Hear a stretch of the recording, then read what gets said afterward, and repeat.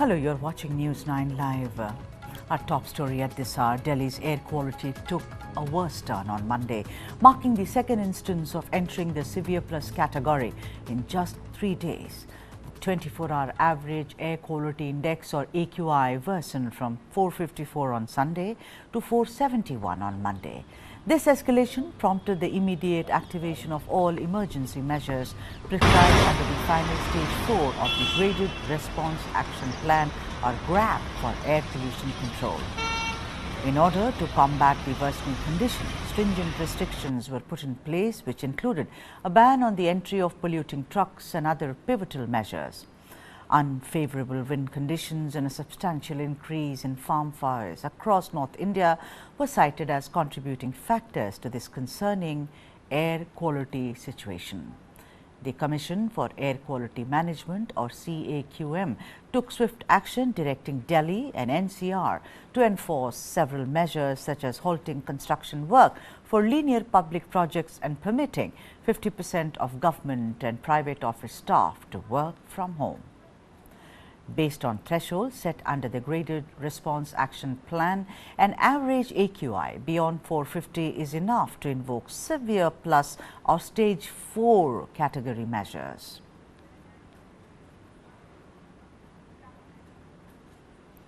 Those are the shots of a smog-ridden Delhi, the national capital, where the smog has been enveloping the entire city for almost 4 days. And I think we should take an account of which are the most polluted cities across India to take stock of the situation, even as we are in the midst of the festive season, particularly the Festival of Lights, and that being Deepavali.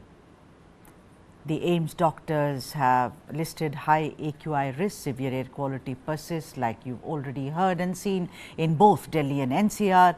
They say that it has a very harmful impact. That is, the AIIMS doctors are talking about the risk involved. It can induce anxiety in all age groups. It's not like the elderly or those who have special disabilities or comorbidities. They also have noted that bad AQI and cancer link correlation with heart disease. They have recommended AQI for a healthy person should be below 50, but it's almost more than 6 times over. Current AQI exceeds 400, of course, posing immense danger. And those who are already battling lung-related diseases are at a high risk with such poor AQI quality in Delhi and NCR. The capital city particularly is choking with extremely poor AQI yet again, and there is no let up at all.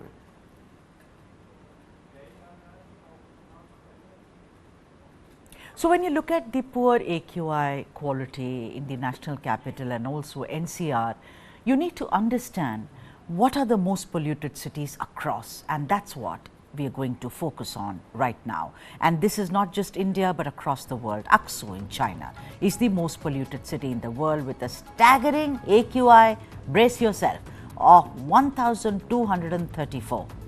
New Delhi comes in third on the list with an AQI of 557. Following Delhi, there are a total of 10 other Indian cities which make it to the list. This includes the cities adjoining Delhi like Noida, Faridabad as well as Ghaziabad.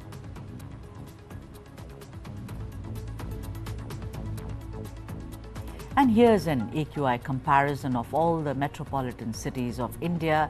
While capital city Delhi reeled under severe AQI at 385, Kolkata and Mumbai were slightly better at AQI 168 and 155 respectively. The air quality in southern cities, however, remained good, with Chennai at AQI 57 and Bengaluru at 37, which is really remarkable because experts feel it should be around 50, and Bengaluru actually has aced it, and so has Chennai. Chennai at 57 and Bengaluru at 37.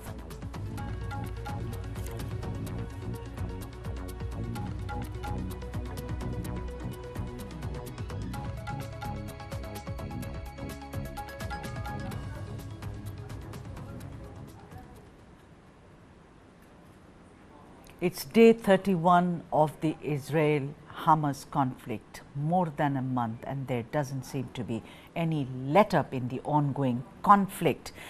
Let's now give you an update of all the major developments on the war front as of day 31. Israel army claims to have cut the Gaza Strip into two. On your screens right now, we will see it in a bit. That is day 31 of the Israel-Hamas conflict. Like I said, Israel army claims to have cut the Gaza Strip into two. Now, communications in Gaza has been cut for the third time after the conflict. So, after the conflict, this is the third time Pentagon Ohio-class submarine deployed in West Asia, according to the Pentagon. U.S. Secretary of State Antony Blinken has arrived in Turkey. And U.S. Central Intelligence Agency chief also has arrived, but in Israel. Israeli airstrikes have hit two refugee camps in Gaza. So far, 9,770 Palestinians have been killed in the Israel-Hamas war. 30 IDF soldiers have been killed in Gaza's ground offensive so far. 30 IDF soldiers have been killed in Gaza. The World Food Programme, there are now 5 days of food left in Gaza. That's what the World Food Programme has released.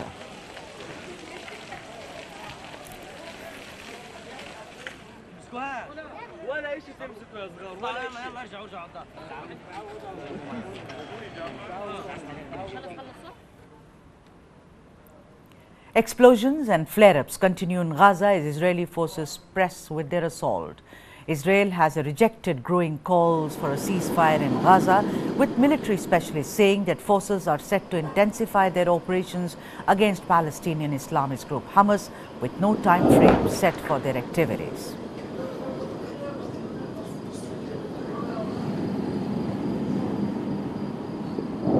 On your screens right now, we are talking about how Israel has rejected. There has been a clarion call for a ceasefire in Gaza, but they said no way, with military specialists saying that forces are all set now to intensify their operations against Palestinian Islamist group Hamas. So there is no question of a ceasefire or a let-up in the conflict between Israel and Hamas.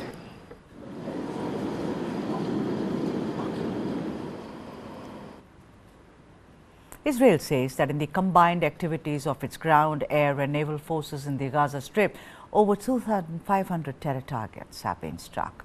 In an update posted to its Telegram channel, the Israeli military said that the IDF troops are continuing to eliminate terrorists in close-quarter combat and direct aircraft to strike Hamas terrorist infrastructure, weapons depots, observation posts and command and control centers in the Gaza Strip. Overnight, IDF troops directed aircraft to strike a Hamas military compound containing command and control centers, observation posts and additional terrorist infrastructure.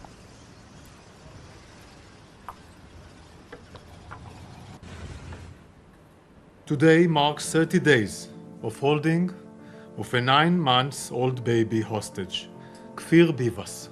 My young boy just turned a year a couple of days ago.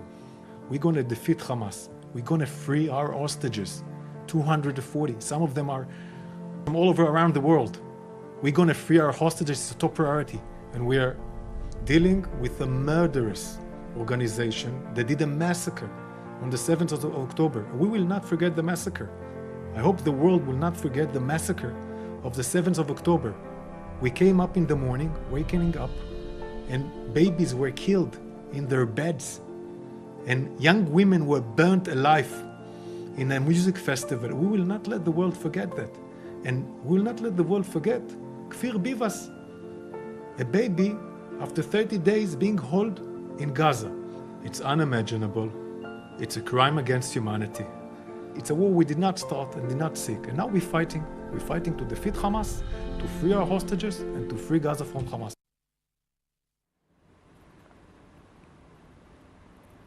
Several rockets were also sighted flying over Tel Aviv on Sunday night as rocket rage sirens sounded across the Israeli city of 4.5 million residents. A Reuters witness heard explosions, possibly interceptions, by Israel's Iron Dome system just after the rockets appeared. Rocket attack warnings were also issued for several cities and districts in central Israel, such as Jaffa, an official government alert system said.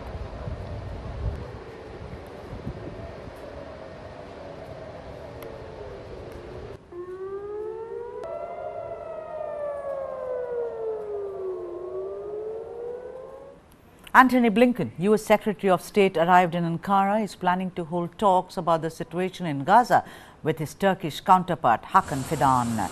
Just before Blinken showed up, things got pretty intense in southern Turkey. The police had to use tear gas and water cannons as hundreds of people at a pro-Palestinian rally tried to storm an airbase where U.S. troops are stationed. Washington wants to prevent a wider regional conflict and has stepped up diplomacy with regional countries whose populations have been angered by Israel's assault on Gaza.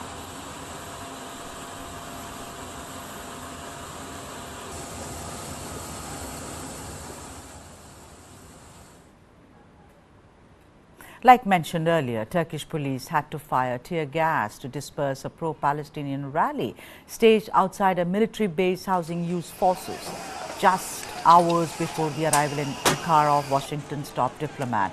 The protest outside an air base in southeastern Turkey was organized by the IHH Humanitarian Relief Fund, which in 2010 led a flotilla to Gaza that ended in a deadly clash with the IDF. The IHH protest was timed to coincide with a visit to Ankara by U.S. Secretary of State Antony Blinken, who was to arrive late Sunday and meet with Turkish Foreign Minister Hakan Fidan on Monday. Nearly 1,000 people also rallied on Sunday outside the U.S. Embassy in Ankara.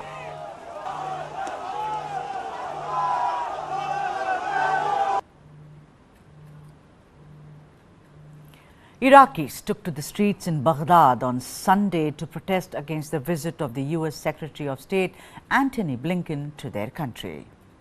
Blinken made an unannounced stop in Baghdad on Sunday where he met with Iraqi leaders and toured the region amid spiraling tensions over Israel's war with Hamas.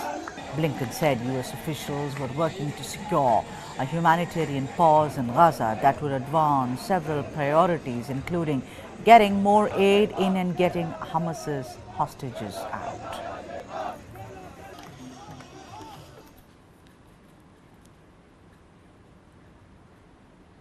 But even as Arab leaders publicly pressed the U.S. Secretary of State to secure an immediate ceasefire in Gaza, in a rare open display of disagreement, Antony Blinken pushed back as he stood next to his Jordanian and Egyptian counterparts at a press conference. Take a look at this report. We need to focus now on stopping this war. Arab leaders publicly pressed U.S. Secretary of State Antony Blinken on Saturday to secure an immediate ceasefire in Gaza. But in a rare open display of disagreement, the top U.S. diplomat pushed back. It's our view that a ceasefire now would simply leave Hamas in place, able to regroup and repeat what it did on October 7th. Blinken met the Saudi, Qatari, Emirati, Egyptian, and Jordanian foreign ministers in Amman. He said all were agreed on the need for peace and that the current status quo in Gaza could not hold. Blinken, who met with Israeli President Benjamin Netanyahu a day earlier, said Israel, quote, must take every possible measure to prevent civilian casualties. Protecting civilians will help prevent Hamas from further exploiting the situation. But most important, it's simply the right and moral thing to do. Earlier on Saturday, Palestinian witnesses said Israel hit a UN-run school in Jabalia, Gaza, which was serving as a shelter.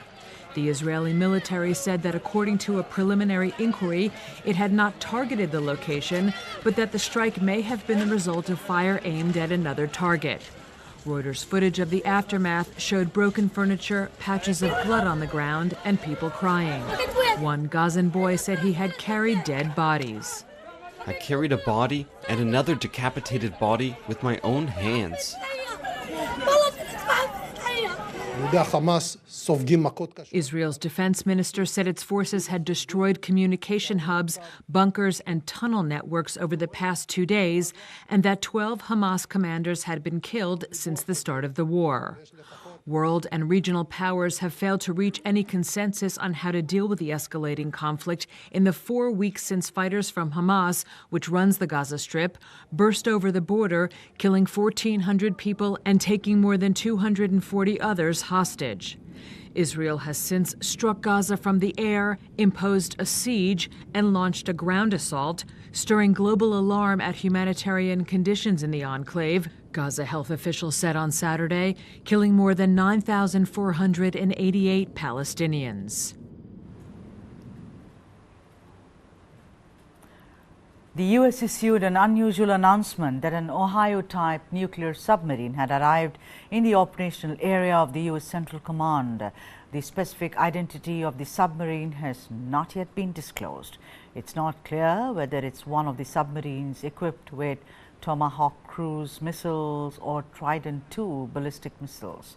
Nevertheless, its presence strengthens Americans' deterrence capabilities in the region and its ability to respond if necessary. Additionally, the head of the CIA, William Burns, has reportedly arrived in Israel to discuss ongoing efforts against Hamas and the issue of hostages.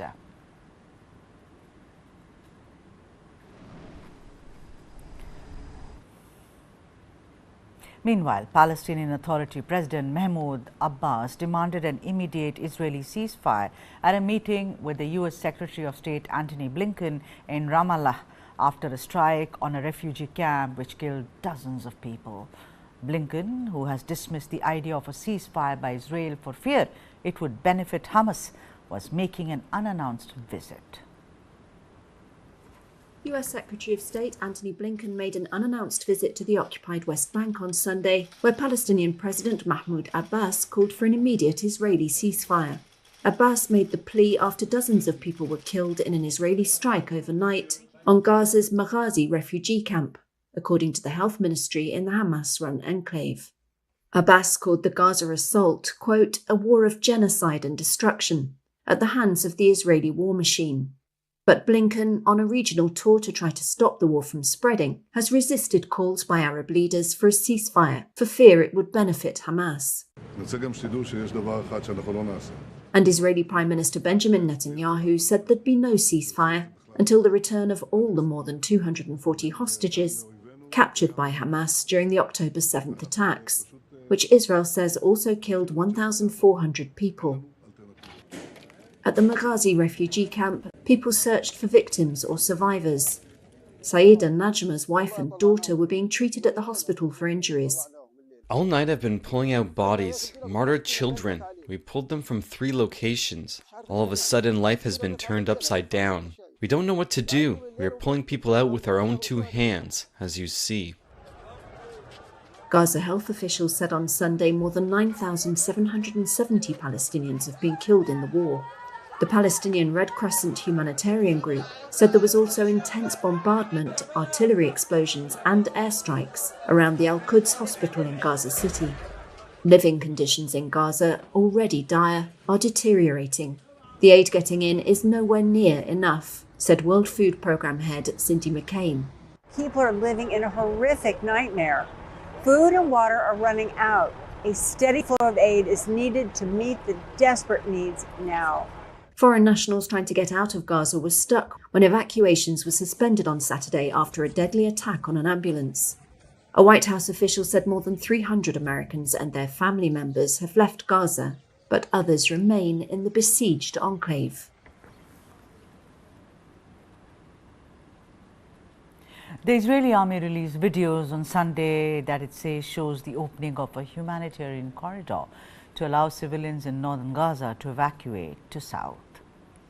The videos were accompanied by a video message delivered in Arabic from an Israeli army colonel asking Gazan residents to leave the northern part of the Palestinian enclave, which he described as a war zone.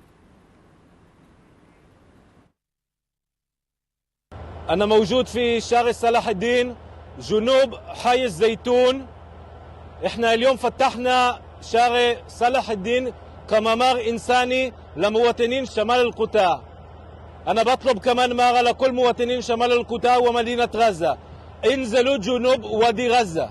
شمال القطاع ومدينة غزة هي منطقة حرب، منطقة خطيرة جدا. حماس المجرم الإرهابي بيستغلكم كدروع بشرية.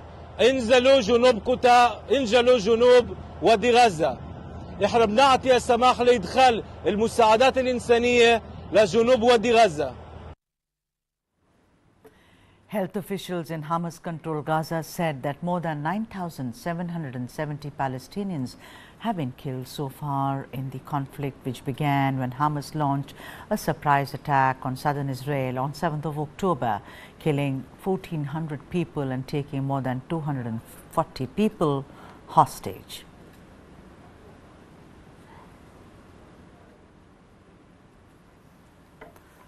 Footage taken from southern Israel on Sunday showed explosions lighting up the night sky over the Israel-Gaza border. Israel on Sunday rejected growing calls for a ceasefire in Gaza, with military specialists saying that forces are all set to intensify their operations against Palestinian Islamist group Hamas, with no time frame set for their activities. Israel's military has used a combination of ground troops together with air and navy power to pound Gaza and deepen its incursions into the narrow coastal strip, aiming to destroy Hamas infrastructure and kill senior leaders as well as its command and control systems.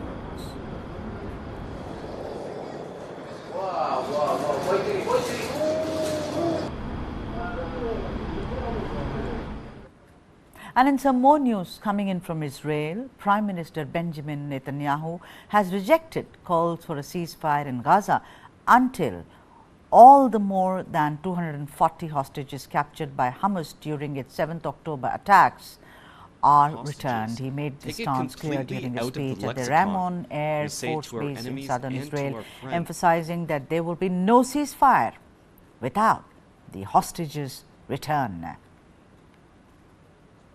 That we won't do. There won't be a ceasefire without the return of our hostages. Take it complete.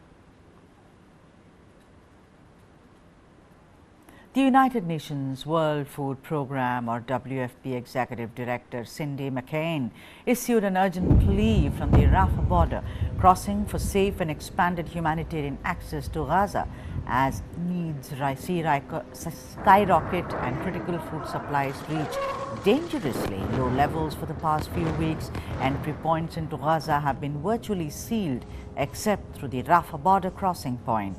While there has been a steady increase in aid entering Gaza, it is nowhere near enough to meet the exponentially growing needs.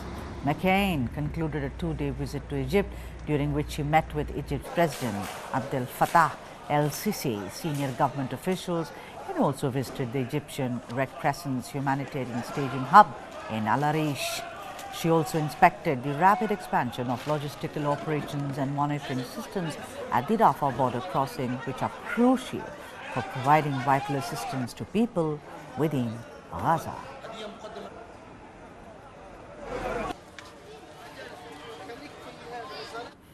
People are living in a horrific nightmare. Food and water are running out. A steady flow of aid is needed to meet the desperate needs now. Humanitarians must be able to deliver it safely, and civilians must be able to reach it safely. Without this, lives will be lost and conflict will spread. Former British Prime Minister Boris Johnson and former Australian Prime Minister Scott Morrison visited Kibbutz Kfar Aza, which suffered significant damage from attacks by Hamas militants on 7th October. They, accompanied by Israeli soldiers and officials, toured some of the homes that were burned down during the attacks. Johnson expressed concern that these attacks, which claimed the lives of over 1,400 Israelis, might indicate a fading memory of the Holocaust. He emphasized that anti-Semitism simply cannot be tolerated. Meanwhile, Israeli forces have continued their assault on the Gaza Strip for almost a month since the 7th of October attacks.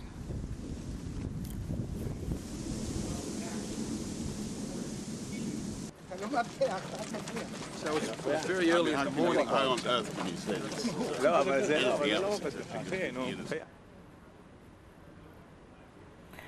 And in some election news, that is assembly election news.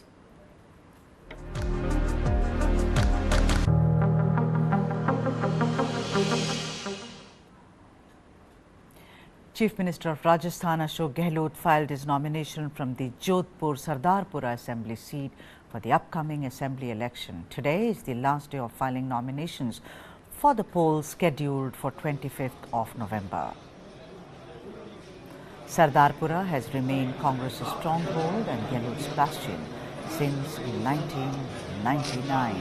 There you can see Ashok Gehlot, who is also facing anti-incumbents even as Rajasthan goes to polls on 25th of November, filing his nominations from Sardarpura in Jodhpur. A veteran politician from Rajasthan, he is up against the BJP, particularly Vasundhara Raje Scindia, the ex-chief minister, who's from the BJP. Officials checking his nomination papers of Ashok Gehlot, even as he files his nomination for Sardarpura in Jodhpur.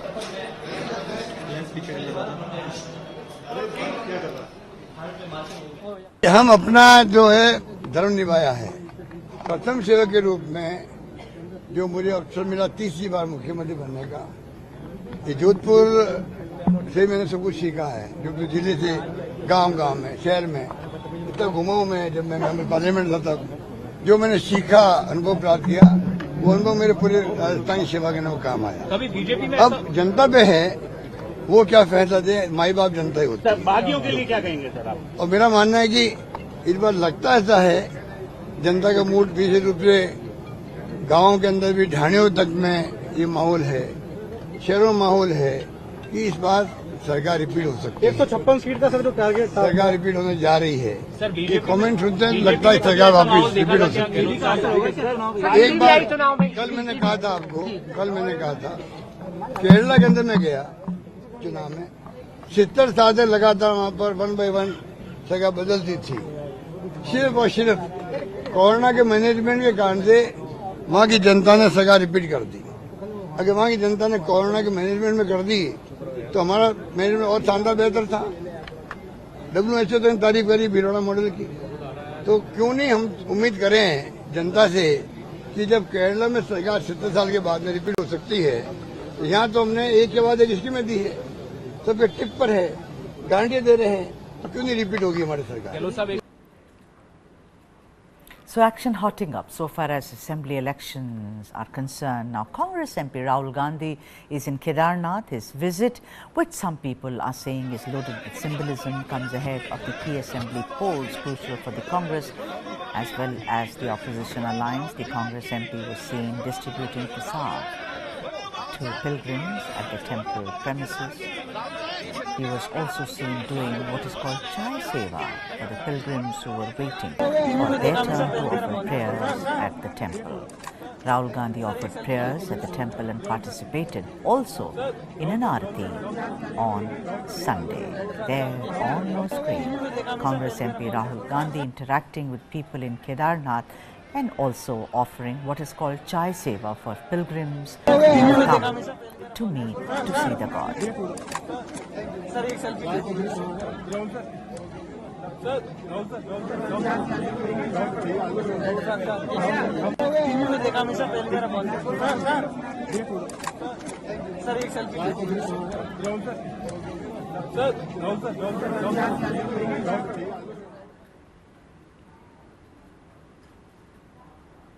We will talk about elections, but internationally.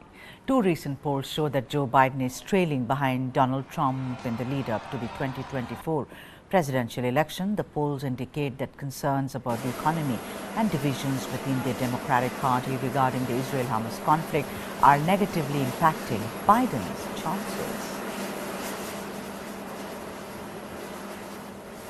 Trump is, of course, ahead of President Biden in 5 out of 6 swing states. Economic concerns, of course, play a pivotal role in Biden's lower polling numbers. The voters seem to appear to trust Donald Trump more when it comes to economic matters. Now split within the Democratic Party over the Israel-Hamas war could perhaps impact Biden. Dissatisfaction with Biden's views over national security is a concern. Groups that backed Joe Biden in 2020 are now evenly split.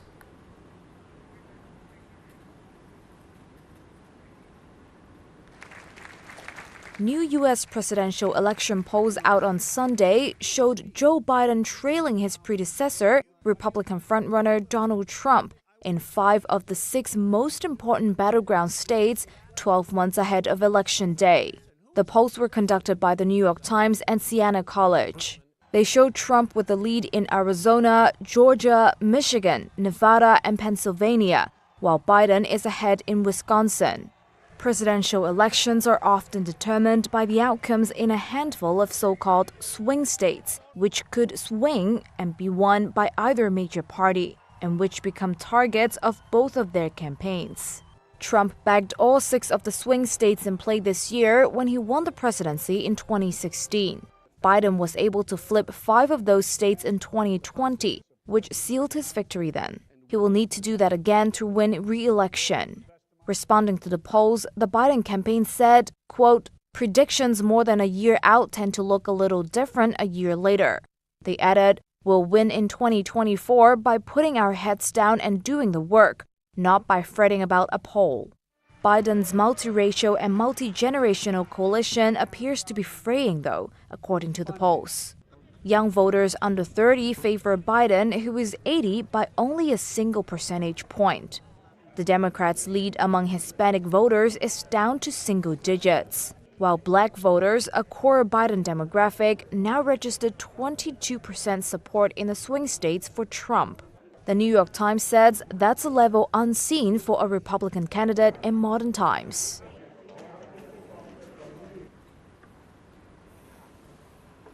And in some other international news, Russia's defense ministry on Sunday announced that their new nuclear-powered submarine, Imperator Alexander III, carried out a successful test launch of the Bulava ballistic missile designed to carry nuclear warheads.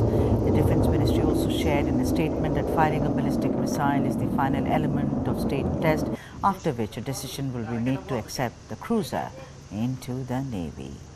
President Vladimir Putin has been pushing for Russia to maintain its nuclear deterrent to counter what he calls growing security threats, as ties between Moscow and the West have hit new lows over the war Russia launched in Ukraine in the year 2022.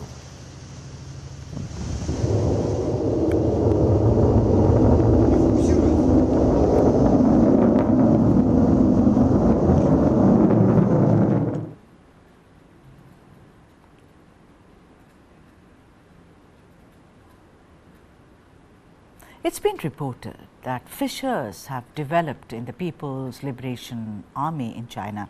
High-profile commanders and defense minister have been removed due to corruption allegations. Additionally, there has been a speculation of submarine loss to add to China's woes. However, this hasn't deterred China's aggression in the South China Sea and its violent designs on Taiwan.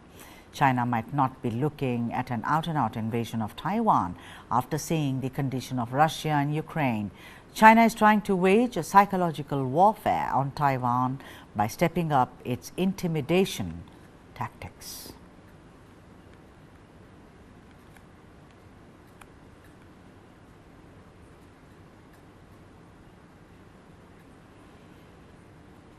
In a very tragic incident, 5 people, including 2 children, were killed and several injured at a popular tourist town in rural Australia after a car crashed into a crowd of patrons on the front lawn of a pub.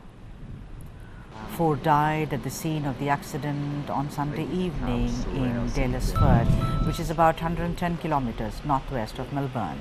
A girl who was airlifted to a hospital died later. The SUV mounted a curb and then drove across a grass area outside the Royal Daylesford Hotel. Police did not specify if the victims were related and whether speed was a factor at this stage, but said those killed were not local residents. All the victims are yet to be formally identified. The exact circumstances of the accident were yet to be determined as well. The driver, a 66-year-old man, was taken to hospital with non-life-threatening injuries. The driver was breath tested and there was no alcohol in his system, and police said that they are planning to interview him later after he is released from hospital.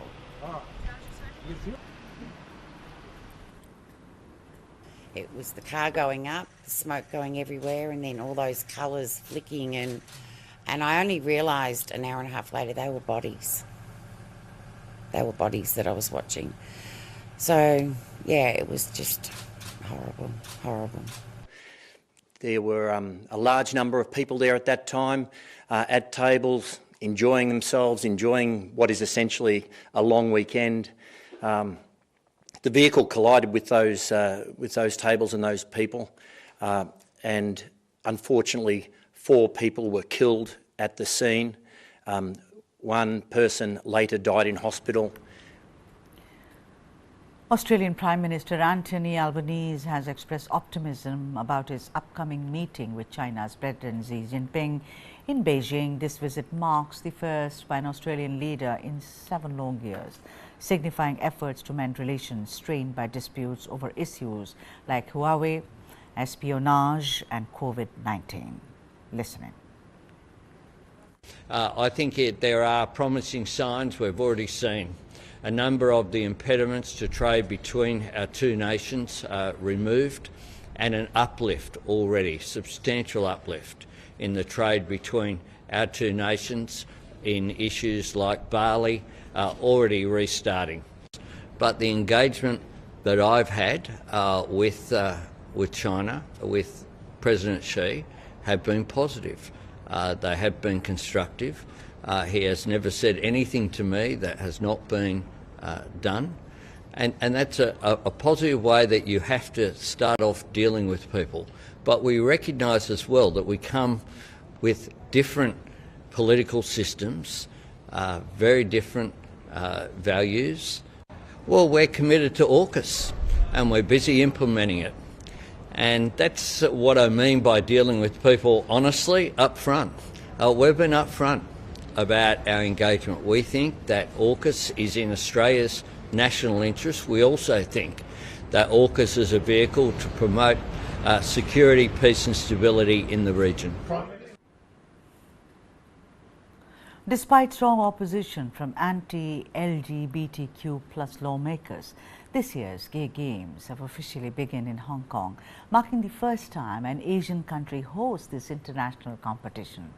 Almost 2,400 athletes from 45 territories will compete in several sports, from tennis to the martial arts. The tournament was already postponed by the pandemic, but today an opening ceremony featuring performances and torch lighting shall take place at the Queen Elizabeth Stadium. Despite not having received government funding to host the event, it's been hoped that it will shine a light on the need for bigger LGBTQ+ representation across the nation. Let's hear some important voices from Asia's first Gay Games. The vision of the Gay Games has always been to create a sports, arts and culture festival that celebrates participation, inclusion and personal best. It doesn't matter who you are, how you identify. Here in the Gay Games, we all come together in a culture of respect and belonging. Prince William of Britain embarked on a 4-day visit to Singapore, commencing with a tour of the Jewel Changi Airport Mall, including the impressive Rain Vortex indoor waterfall and interactions with locals. He will also join a dragon boating event on the Kallang River, rowing with local residents, British expats, as well as Commonwealth representatives. Here are some reactions coming in from Jewel Changi Airport.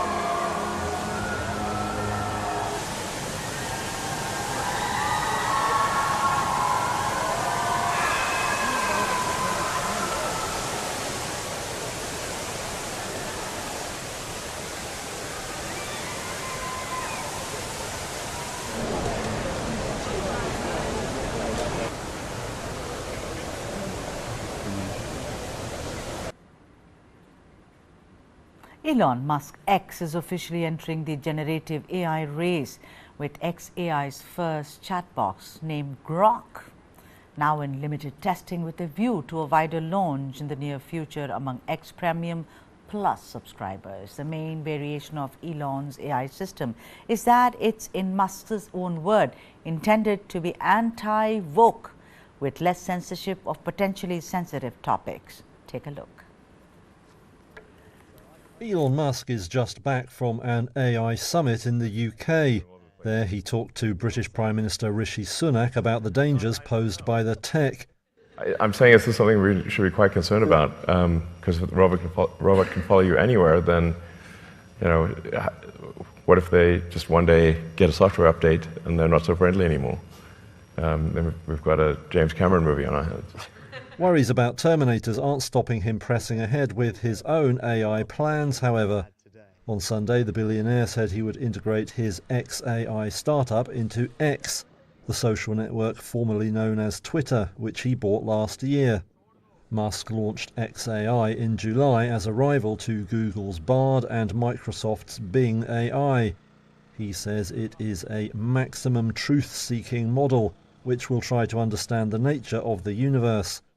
Musk says XAI has also launched its first bot, dubbed Grok. It's been available to all Premium Plus subscribers on X since Friday, and is meant to answer queries with a little wit. Musk says Grok has real-time access to information via the X platform, giving it a big advantage over rivals. X remains separate from XAI, but the two work closely together. The Russia-Ukraine war is having far-reaching impact on the Russian economy in the latest. The diamond traders in Belgium have been asked to boycott gems which have been brought over from Russia. Here's a report. Antwerp, Belgium, one of the largest diamond trading hubs in the world, has a Russia problem. It was only a few weeks after Russian troops invaded Ukraine last year when diamond firms in Antwerp started getting phone calls from international clients asking them to avoid using stones from Russia. That was no easy feat for diamond dealer Thierry Tugendhoff, who said about half of his rough diamonds used to come from Russia due to their high quality. But his company, T Diamonds, was forced to pivot and get its diamonds from somewhere else. Now, Western powers want to make the boycott official, with a formal ban on Russian stones. But Tugendhoff says the ban will only go so far. China, which is a major consumer of diamonds, have absolutely no interest in that ban. India, which is also a major consumer of diamonds, they have no interest in that ban. I mean, they don't have no interest to know from where the stones are. It's never been the case. And most of Asia, there's no interest in that. They will buy and continue to buy Russian diamonds because they have no reason not to. It's available, the availability is there, and it's a little bit cheaper than non-Russian, so why would they stop? Major Western jewelers, from Tiffany's to Cartier, have been keen to distance themselves from Russia's lucrative diamond trade. But a big hurdle with banning Russian diamonds from Western markets, which account for 70% of global diamond jewelry demand, is how to trace the origin of the stones. Small companies will struggle, says Tugendhoff. We can do it because we've been working on traceability for the last 2 years. You should know that people who've been working with big brands, traceability is not something that comes out of the sky as of now. All the new the players in the industry who have not yet started with traceability are going to lag behind, for sure. He said that not only would a full Western ban on Russian gems be costly for the industry, it could also take another year to fully implement. And that's all we have in this bulletin. For all the news and analysis, keep watching News 9 Live.